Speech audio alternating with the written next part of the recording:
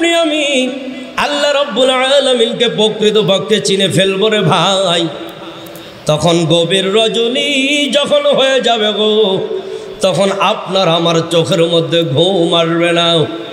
কে যেন তাহাজ্জুদের সময় আপনাকে জাগায়া দিবে, আব্দুল্লাহ রে উঠে যা, উঠে যা, তাহাজ্জুদ নামাজের সময় হয়েছে, ঘুমাইস না। কেননা এখনো তুই বলতে পারস না তুই কি জান্নাতি নাকি জাহান্নামী। তোর নামটা যদি জাহান্নামের কাতারে লেখা থাকে, কেমন করে তোর চক্ষু ঘুমায়? ঠিক না জোরে কান? যিনি সবচেয়ে ইনসাফের সাথে দেশ পরিচালনা করেছিলেন, ওই প্রেসিডেন্টের নাম ওমর ইবনুল আব্দুল আজিজ রহমতুল্লাহ আলাইহি। ওমর ইবনুল আব্দুল আজিজ রহমতুল্লাহ আলাইহি উনি আল্লাহ রাব্বুল আলামিনকে চিনেছি, অথচ এই বান্দাটা আল্লাহ রাব্বুল আলামিনের এত কাছে চলে গিয়েছে, আল্লাহর কাছে যেটা দোয়া করে আল্লাহ সেটা কবুল কইরা লয়। এই ওমর ইবনে আব্দুল আজিজ প্রেসিডেন্ট হওয়া সত্ত্বেও রাত্রে ঘুমায় না। তাহাজ্জুদের সময় যখন হয়ে যায়, আমার আল্লাহর কুদরতে ভাই সেজদায় পড়া যায়। যখন এই ঘুমের ভাব চোখের মধ্যে আসতো, পায়চারি করা শুরু করতো, হাঁটাহাঁটি করা শুরু করতো, আর আরবিতে কবিতা বলতো, ও কাইফা তানামুল আইনু ওয়া হিয়া কারিরাতুন ওয়ালাম তাদরি ফি আইয়িল মুহাল্লাইনি তানজিলু। আরবিতে ডাক দিয়া বলতো, এরে চক্ষু, হেরে চক্ষু, তোর চোখে কেমন করে ঘুম আসে রে? ও চক্ষু, তুই কেমন ভাবে আরামের ঘুম ঘুমাইতে চাস, অথচ তুই জানোস না তোর নামটা কি জান্নাতীদের কাতারে নাকি জাহান্নামীদের কাতারে। সুবহানাল্লাহ। যেই মানুষটা এত সুন্দর কইরা দেশ চালাইতো, এমন সুন্দর কইরা দেশ চালাইছে, যে মানুষটা দেশ চালানোর সঙ্গে সঙ্গে পশু পাখিদের উপরে পর্যন্ত প্রভাব পড়ছে। একে ঘাটলার মধ্যে বাঘেও পানি খাইতো, একে ঘাটলার মধ্যে হরিণও পানি পান করত। এই ওমর ইবনে আব্দুল আজিজ দেশ পরিচালনা করত ভাই এত ইনসাফের সঙ্গে। ওনার জীবদ্দশায় দেখা যায় কোনো জুলুম অত্যাচার ছিল না, কোনো অন্যায় অবিচার ছিল না, হক আদায় করছেন জনগণের। এই ওমর ইবনে আব্দুল আজিজ আল্লাহ পাকের পেয়ারা বান্দা হওয়া সত্ত্বেও গভীর রজনীতে উঠে যাইত, উঠে গিয়া এমনইভাবে নামাজের মধ্যে দাঁড়ায় যাইত, আল্লাহর কাছে কান্নাকাটি করত।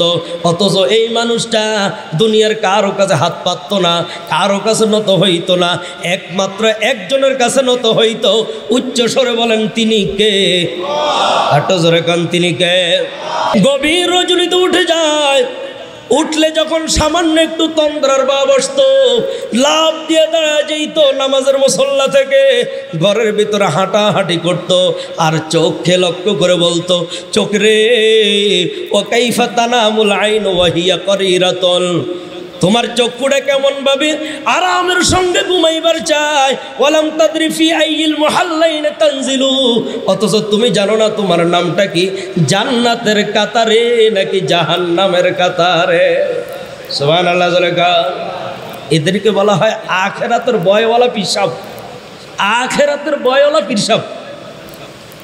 পীর এমনই হওয়া চায় যিনি গভীর রজনীতে উম্মতের জন্য কাঁদবে, যিনি গভীর রজনীতে মুরিদদের জন্য কাঁদবে, যিনি গভীর রজনীতে এলাকাবাসীর জন্য কাঁদবে মালিকের কাছে, এবং নিজের গুনাহের জন্য নিজের প্রমোশন, ইজ্জত, তারাক্কি, সম্মান আল্লাহর কাছে বাড়ার জন্য যিনি রাত্রের আরামের ঘুমকে হারাম করে দিবে, ইনাদেরকে বলা হয় প্রকৃত পীর। ভাইয়েরা আমার, প্রকৃত পীর যারা,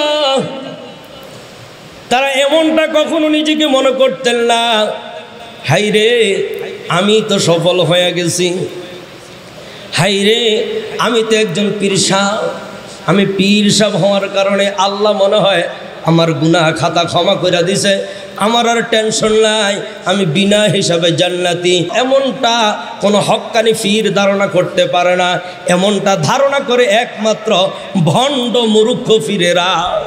ঠিক না জোরে গান? যেই সমস্ত পীর সাহেবদের কথা বললাম, এই পীর সাহেবদের পীর যিনি আছেন, ওই পীর সাহেবের নাম হলো রশিদ আহমদ গঙ্গোহী রহমতুল্লাহ আলাইহি। রশিদ আহমদ গঙ্গোহী রহমতুল্লাহ আলাইহি শুধুমাত্র নিজের চিন্তায় চিন্তিত ছিলেন এমন না, হায়রে আল্লাহ পাক তো আমাকে এই পৃথিবীর মধ্যে পাঠাইলো, কিন্তু আমার জীবদ্দশায় একটা মানুষও যাতে জাহান্নামে না যেতে হয়, একটা মানুষও যাতে জাহান্নামে না যায়, এই জন্য ওনারা আপ্রাণ চেষ্টা করেছেন, মৃত্যু পর্যন্ত আপ্রাণ চেষ্টা করে গেছেন আল্লাহ বুলা মানুষদেরকে আল্লাহর সঙ্গে জড়াইয়া দেওয়ার জন্য। জান্নাত যারা চিনে না, জান্নাত চিনে দেওয়ার জন্য, জাহান্নামের পরিচয় যাদের জানা নাই, জাহান্নামের পরিচয় দেওয়ার জন্য মৃত্যু পর্যন্ত তারা মেহনত করে গেছেন। এমনকি আল্লাহর কাছে মুনাজাত ধরে কাঁদতেন, আল্লাহ গো আমি জানি গো মানুষগুলা জাহান্নাম থেকে বাঁচতে পারবে না। রাব্বুল আলামিন যেইভাবে গুনাহের প্রতিযোগিতা চলতেছি, যার কারণে মানুষগুলা তোমাকে চিনতে পারো না, মসজিদ চিনে না, নামাজ চিনে না, জান্নাত জাহান্নামের পরিচয় জানে না, আল্লাহ জানি এই উম্মতগুলা জাহান্নাম থেকে বাঁচতে পারবে না। আমি রশিদ আহমদ তোমার কাছে একটা প্রার্থনা করে দোয়া করি রে আল্লাহ, তোমার 7টা জাহান্নাম যত বড়, হে আল্লাহ তোমার 7টা জাহান্নাম যত বড়, আমি রশিদ আহমদ গাঙ্গুহির বডিটা, শরীরটাকে এত বড় বানায়া দাও, আমি রশিদ আহমদ গাঙ্গুহিকে যাতে তোমার 7টা জাহান্নামের মধ্যে নিক্ষেপ করে দেওয়ার পরে তোমার একটা বান্দাও যাতে জাহান্নামে আর জায়গা না হয়। সুবহানাল্লাহ। আমি রশিদ আহমদ গাঙ্গুহি একা জাহান্নামের মধ্যে জ্বলব, এরপরও যাতে করে তোমার একটা বান্দাও যাতে জাহান্নামে না যেতে হয়। সুবহানাল্লাহ। উম্মতের ফিকির, উম্মতের টেনশন তারা এমনই করতেন। এখন বর্তমানে পীরদের অবস্থা দেখা আপনি আগের পীরদেরকে মন্দ বলবেন না, তা হতে পারে না, ঠিক না? কারণ আগের পীররা তো শুধুমাত্র জনগণের মেহনতই ছিল, কেমন ভাবে আল্লাহ ভুলা মানুষদেরকে আল্লাহর সাথে জড়ায় দেওয়া যায়। খাজা মঈনুদ্দিন চিশতির যিনি পীর ছিল, উনি ছিলেন খাজা ওসমান হারুনি রহমতুল্লাহ আলাইহি। খাজা ওসমান হারুনি রহমতুল্লাহ আলাইহির দরবারে একদিন 2 দিন নয়, একটানা 20টা বছর খাজা মঈনুদ্দিন চিশতি তার সহবতে পড়েছিলেন। খাজা ওসমান হারুনি রহমতুল্লাহ আলাইহি খেয়াল করলেন, হে পীর হওয়ার যোগ্য কিনা একটু পরীক্ষা করে লই। কাকে পরীক্ষা করবে? খাজা মঈনুদ্দিন চিশতিকে পরীক্ষা করবে। কে পরীক্ষা করবে? ওনার ওস্তাদ খাজা ওসমান হারুনি পরীক্ষা করবে। এশারের নামাজ জামাতে পড়লাম, এশারের নামাজ পড়ার পরে মুসল্লিদের দিকে ফিরা বলতেছে, হ্যাঁ মুসল্লি ভাইরা, এশারের নামাজ আমার সঙ্গে জামাতে পড়লা, আল্লাহ চাইলে আগামী দিন ফজরের নামাজও মনে হয় আমার সঙ্গে জামাতে পড়বা। তবে আমার মনটা সাক্ষী দেয়, আগামী দিন ফজরের নামাজ যারা নাকি আমি খাজা ওসমান হারুনির পিছনে পড়বে, আমি ওয়াদা দিলাম রে, আমার মনে সাক্ষী দেয়, সে বিনা হিসাবে জান্নাতে চলে যাবে। সুবহানাল্লাহ। আজকে যারা আমার পিছনে এশার নামাজ পড়ছে তোমরা শুনে নাও, আগামী দিন ফজরের নামাজ যারা আমার পিছনে পড়বে, আমি খাজা ওসমান হারুনি ঘোষণা দিলাম, তারা কোথায় চলে যাবে? জান্নাতে চলে যাবে। হ্যাঁ মুসল্লি ভাইরা শোনো, হ্যাঁ মুসল্লি ভাইরা দিলের কান লাগায় শোনো। খাজা ওসমান হারুনি বলতেছে, আমার এই ঘোষণাটা তুম করে দিছি, অন্য কেউ শুনতে পারবে না। তোমাদের মধ্য থেকে যেই নাকি ঘোষণাটা আরেকজনের কাছে জানায়া দিবে, সে জাহান্নামে যাবে। যারা শুনছো তো শুনছই, কিন্তু এই ঘোষণাটা যে নাকি আরেকজনকে জানায়া দিবে, আরেকজনের কাছে বলে দিবে, সে জাহান্নামে চলে যাবে।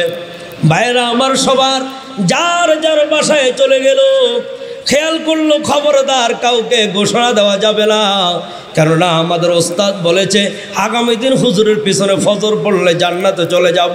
যেই নাকি এই ঘোষণাটা আরেকজনের কাছে বলে দিবে, সে জাহান্নামে যাবে। যার কারণে ভয়ে, জাহান্নামের ভয়ে কেউ আর ঘোষণা দেয় না। গভীর রজনীতে যখন তাহাজ্জুদের সময় হয়ে গেল, খাজা মঈনুদ্দিন চিশতি ঘুম থেকে জাগ্রত হইল তাহাজ্জুদের নামাজ পড়ার জন্য। সুবহানাল্লাহ। এমন এই জান্নাতি মানুষ আবার যা তাহাজ্জুদের নামাজও ছাড়ে না। জোরে বলুন সুবহানাল্লাহ। খাজা মঈনুদ্দিন চিশতি তাহাজ্জুদ নামাজ পড়ার জন্য দাঁড়াইলো, আল্লাহর কাছে 2টা চোখের পানি ছেড়ে দিছে। আল্লাহ গো, আমার ওস্তাদ বলেছে আগামী দিন ফজরের নামাজ যেই নাকি আমার ওস্তাদের পিছনে পড়বে লোকগুলা নাকি জান্নাতে চলে যাবে। আর যেই ঘোষণা যে নাকি এই ঘোষণাটা আরেকজনের কাছে পৌঁছায়া দিবে সে জাহান্নামে চলে যাব। আয় আল্লাহ আমি কোন দিকে যাব? আয় আল্লাহ তাআলা আমি কোন দিকে যাব? এই উম্মতগুলা তো তোমাকে চিনে না, এই উম্মতগুলা তো জান্নাত জাহান্নাম চিনে না। কোরআন হাদিস না বুঝার কারণে লোকগুলা বুঝে জাহান্নামে হয়ে যাবে। রে আল্লাহ, প্রয়োজনে আমি একা মঈনুদ্দিন চিশতি জাহান্নামের মধ্যে যাব, এরপরও তোমার একটা বান্দাকেও জাহান্নামে যেতে দিব না। সুবহানাল্লাহ। তাহাজ্জুদের মুসল্লা থেকে মুনাজাত শেষ করার পরে কামরা থেকে বের হইয়া প্রতিটি অলি গলিতে ঘুরে ঘুরে ঘোষণা দিয়া দিল, কেউ আসলে গো ঘুম থেকে উঠে যাও, ওস্তাদ বলেছে ওস্তাদের পিছনে ফজর পড়লে জান্নাতে চলে যাবে। ভাইয়েরা আমার, মঈনুদ্দিন চিশতি রহমতুল্লাহ আলাইহি একটা পুরুষ লোক বাদ রাখলো না, গ্রাম গুঞ্জে ঘুরে ঘুরে ঘুরে ঘুরে সকলকে এলান করে দিল। ওস্তাদ যে মসজিদে আইসা দেখে, হাইরে মসজিদ কানায় কানায় ভরা, রাস্তাঘাট কানায় কানায় ভরা। ওস্তাদের চেহারাটাকে মলিন বালাইয়া ফজর নামাজের ইমামতি করার পরে সালাম ফিরাইয়া মুসল্লিদের দিকে তাকাইয়া বলে, এই সর্বনাশটা কে করেছ? সুবহানাল্লাহ। ওস্তাদজি ডাক দিয়া কয়, হ্যাঁ আমার মুরিদেরা, এই সর্বনাশটা কে করেছ? সকলের শরীর থরথর করে কাঁপতেছে। ওস্তাদকে তো এমন কঠিন অবস্থা দেখিলাই, আস্তে আস্তে করে দাঁড়াইলেন। খাজা মঈনুদ্দিন চিশতি ডাক দেখো, হুজুর আমি এই ঘটনাটা ঘটাইছি, কেন তুই এই কাজটি করলি? কেন তুমি এই কাজটা করলা? তোমার কি জাহান্নামের ভয় নাই? তোমার কি ময়দানে হাসরের ভয় নাই? তোমার কি জাহান্নামের সাপ বিচ্ছুর ভয় নাই? হুজুর সব কিছু ঠিক আছে, তবে আমার মনের মধ্যে সাক্ষী দিল, হাইরে তুই একা জান্নাতে চলে যাবি, অসংখ্য অগণিত উম্মত জাহান্নামে যাবে। এটা কেমন করে হয়? এই জন্য সবাইকে জাগাই দিলাম, সবাই জান্নাতি হয়ে যাক, বিনিময়ে আমি মাত্র একজন জাহান্নামে যাব। জোরে কোন সুবহানাল্লাহ। খাজা ওসমান হারুনি রহমাতুল্লাহ আলাইহি মঈনুদ্দিনের কাছে ঝাঁপ দিয়া পড়ছে, বুকের মধ্যে আবজা দইরা ডাক দেয়া কয়, মঈনুদ্দিন রে, জান্নাত জাহান্নামের মালিক আমি না, জান্নাত জাহান্নামের মালিক হইলেন। হ্যাঁ মঈনুদ্দিন, জান্নাত জাহান্নামের মালিক আমি নই রে, জান্নাত জাহান্নামের মালিক হইল আমার আল্লাহ। আমি একটু পরীক্ষা করছিলাম এই উম্মতের প্রতি দয়া দরদ কার কতটুকু আছে। আমি ঘোষণা দিলাম, এখন থেকে তোমাকে পীর বানানো যায়। আরো জোরে কাল। যে মঈনুদ্দিন চিশতি রহমতুল্লাহ আলাইহি উম্মতকে নিয়ে এত দরদ ছিলেন, এত ব্যথা ছিলেন, আজকে তার মাজারের চতুর্পাশে গাঞ্জা টানে। যারা টানা গাঞ্জা টাইনা বলে যে আমরা তার ভক্ত, আসলে কি তারা ভক্ত নাকি তার আদু বা দুশ্মন? আমার বলার মাকসাদ হলো, ওনারা যে এত দামি হয়েছেন, এত মূল্যবান হয়েছেন, একমাত্র আরেকজনের সোহবতের মাধ্যমে দামি হয়েছেন। আরেকজনের সংস্পর্শ ছিল। হক্কানি পীরদের কাছে যাবেন, হক্কানি আলেমদের কাছে বারবার যাবেন, বারবার যাবেন। কোথাও যদি তাদের ওয়াজ নসিহত মাহফিল হয়, জায়গা বসে থাকবেন না, শয়তানের ধোকায় পড়বেন না, দৌড়ায়া দৌড়ায়া যাবেন, তাদের অশ্রুসিক্ত বয়ানগুলো শুনবেন আর নিজের ভিতরে পরিবর্তন আনবেন। ঠিক না জোরে কার? নিজেই সব কিছু জানি এটা কখনো দেমাগে ব্রেনে আনবেন না। আপনি যখন ক্লাসে ভর্তি হয়ে যাবেন তখন বুঝতে পারবেন আপনি কিছুই জানেন না। আল্লাহওয়ালারা বলে 30, 40, 50, 60 বছর পরে ওনাদের কাছে জিজ্ঞাসা করা হয়, হুজুর কি বুঝলেন? এত বছর পর আমি বুঝতে পারছি আমি কিছুই বুঝি নাই। এই জন্য যে যত বেশি আল্লাহওয়ালাদের সোহবতে থাকবেন আপনার আখিরাতের ভয় তত বেশি হবে। আরেকজন পীর সাহেবের নাম বলি, ওই পীর সাহেবের নাম হইল নিজামুদ্দিন আউলিয়া। নাম শুনে না এমন লোক নাই, ঠিক না যখন? ভারতের নিজামুদ্দিন আউলিয়া রহমাতুল্লাহ আলাইহি বাংলাদেশে যেই দুইজন পীর সর্বপ্রথম আসছে, একজন হইল শাহজালাল রহমতুল্লাহ আলাইহি, আরেকজন শাহ পরান রহমতুল্লাহ আলাইহি। ওই দুইজন সরাসরি বাংলাদেশে আসে নাই, আগে নিজামউদ্দিন আউলিয়ার দরবারে পড়েছিল, নিজামউদ্দিন আউলিয়ার সোহবতে ছিল, এরপর বাংলাদেশে আসছে। এই নিজামউদ্দিন আউলিয়া রহমতুল্লাহ আলাইহির কাছে একজন ব্যবসায়ী আসছে, আইসা বলতেছে, হুজুর আল্লাহর কাছে দোয়া করেন, আল্লাহ যেন আমার পেরেশানি দূর করে দেয়। আমি একটা পেরেশানির মধ্যে আছি, আল্লাহ যেন আমার পেরেশানি দূর করে দেয়। ওই নিজামউদ্দিন আউলিয়া ডাক দিয়া কয়, দূর হও, তুমি আছো একটা পেরেশানিতে, আমি নিজামউদ্দিন আউলিয়া আছি 4টা পেরেশানিতে। সুবহানাল্লাহ। তুই কিসের একটা পেরেশানির মধ্যে আছিস? আমি নিজামউদ্দিন আউলিয়া 4টা পেরেশানিতে আছি। জন্মের পর থেকে আজ পর্যন্ত 4টা পেরেশানির সলভ করতে পারি নাই, সমাধান আমি করতে পারি নাই। ব্যবসায়ী ডাক দেখো, হুজুর আমরা দুনিয়াদার মানুষ, আমাদের টেনশন থাকবে, আমাদের পেরেশানি থাকবে। আপনার কিসের পেরেশানি? টাকার প্রয়োজন বলেন, টাকা দিয়া দিব। অন্য কোনো কিছুর প্রয়োজন বলেন, পরিশোধ করে দিব। নিজামউদ্দিন আউলিয়া ডাক দেখো, বোকারে দুনিয়ার কোনো পেরেশানি নয়। আমি যখন আমার মায়ের গর্ভে ছিলাম, আমার আল্লাহর কাছে গর্ভ থাকাকালীন ফেরেশতারা জিগাইছে, ও আল্লাহ নিজামউদ্দিন আউলিয়ার নামটা জান্নাতীদের কাতারে লিখব নাকি জাহান্নামীদের কাতারে লিখব?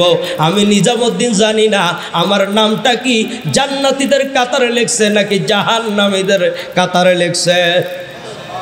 দ্বিতীয় নম্বর, এরপরে আল্লাহ রাব্বুল আলামিনের কাছে ফেরেশতারা জিগাইছে, আল্লাহ রে এই নিজামউদ্দিনের নামটা কি নেককারদের খাতায় লিখবো নাকি বদকারদের খাতায় লিখবো? আমি বলতে পারি না। আমি নিজামউদ্দিনের নামটা নেককারদের কাতারে লিপিবদ্ধ হয়েছে নাকি বদকারদের কাতারে লিপিবদ্ধ হয়েছে। এই হইল 2 নম্বর পেরেশানি। 3 নম্বর পেরেশানি কিয়ামতের কঠিন ময়দানের পেরেশানি। আল্লাহ রাব্বুল আলামিন কোরআনুল কারীমের মধ্যে বলেছেন, কারো আমলনামায় দেওয়া হবে ডান হাতে, কারো আমলনামায় বাম হাত পেটের মধ্যে ঢুকাইয়া পিঠ দিয়া বের করে বাম হাতে দিবে। আমি নিজামউদ্দিন জানি না আমার ডান হাতে আমলনামায় আল্লাহ দিবে নাকি বাম হাতে দিবে। 4 নম্বর পেরেশানি হইল কিয়ামতের কঠিন ময়দানে রব্বুল আলামিন তার সর্বোচ্চ হুঙ্কার দিয়া বলবে, ওয়ামতাজুল ইয়াউমা আইয়ুহাল মুজরিমুন, হে নাফরমানের দলেরা, আমার নেককার বান্দাদের থেকে আলাদা হয়ে যাও, আলাদা হয়ে যাও। আমি নিজামউদ্দিন জানি না আমি কি নেককারদের সাথে থাকবো নাকি বদকারদের সাথে থাকবো। জোরে কোন সুবহানাল্লাহ। তো যে যত বেশি নিজেকে ধার দিছে তার আখিরাতের টেনশন তত বাড়ছে নাকি কমছে? এখন আমাদের আখিরাতের টেনশন লাগে না কেন? ওই যে আমি প্রায় সময় বলি, আমরা সাপ নিয়ে খেলা করতেছি। আমরা সাপ নিয়ে কি করতেছি বলেন? খেলা। এখন হক্কানি আলেমদের কাছে এই জন্য যাব, পীর গাউস কুতুব হক্কানি যারা আছে এদের কাছে যাব। কোরআন হাদিস অনুযায়ী যে পীর তার মুরিদদেরকে বায়াত করায় তাদের কাছে বারবার যাব। জান্নাত জাহান্নামের আলোচনা বেশি বেশি শুনবো। আপনার আমার অন্তর চক্ষু খুলে দিবে কে? জোরকার আল্লাহ তাআলা বুঝার আমল করার তৌফিক দান করেন। জোর করে আমিন।